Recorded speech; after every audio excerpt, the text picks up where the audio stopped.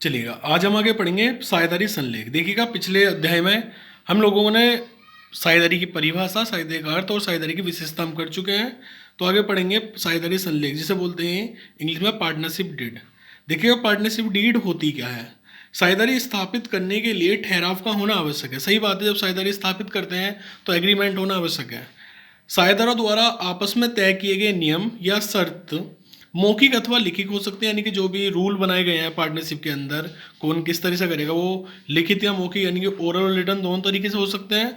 कानून के अनुसार यह आवश्यक नहीं है कि ये नियम अथवा शर्तें लिखित हों।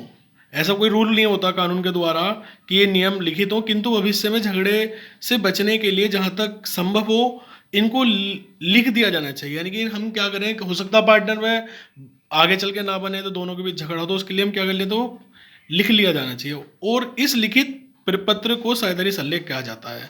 देखिएगा, साझेदारी वैसे तो लिखित या मौखिक हो सकती है, लेकिन अगर साझेदारी लिखित हो गई, ठहराव लिखित हो गया, तो वो साझेदारी संलेख कहलाएगा। ध्यान रखना इस चीज़ का। आगे देखिएगा, साझेदारी संलेख की विषय सामग्री यानी कि कॉन्सेप्ट ऑफ पार्टनरशिप डीड। देखिएगा, क्या क्या विषय सामग्री चाहिए। सबसे पहले फर्म का नाम पे पता, यानी कि हमारे पास जो फर्म है उसका नाम और पता होना चाहिए।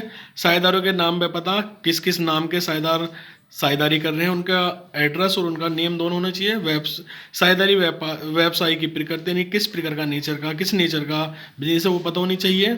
साझेदारी प्रारंभ करने की तिथि, यानी किस डेट को हमने साझेदारी प्रारंभ करी थी। साझेदारों की पूंजी, किस साझेदार ने कितनी पूंजी लगाई है, हमें पता होना चाहिए। लाभ हानि विभाजन का अनुपात, साझेदारों के अंदर किस तरह से लाभ हानि बांटनी है वो हमें पता होनी चाहिए। साझेदारी व्यापार की अवधि, यानी कि व्यवसाय जितने अवधि का हमने लिखा है, जितना एग्रीमेंट हुआ, हो सकता है 2 साल का हो, 10 साल का हो, 5 साल का हो, जो भी है। साझेदारों द्वारा आहरण, किस साझेदार ने कितना आहरण किया है। बैंक के खाते, जिसके बैंक के खाते हो साझेदारों के। वेतन, किस साझेदार को हम वेतन के आधार पर रख रहे हैं। ख्याति, गुडविल कौन कितनी ला रहा है। पूंजी पर ब्याज, और हम कैपिटल पर इंटरेस्ट कितना दे रहे हैं। सभी चीज़ें हमें पता होनी चाहिए। तो आज हम यहाँ तक हम पढ़ चुके हैं साझेदारी का अर्थ, परिभाषा, विशेषता और साझेदारी संलेख और साझेदारी संलेख की विशेष सामग्री। Thank you.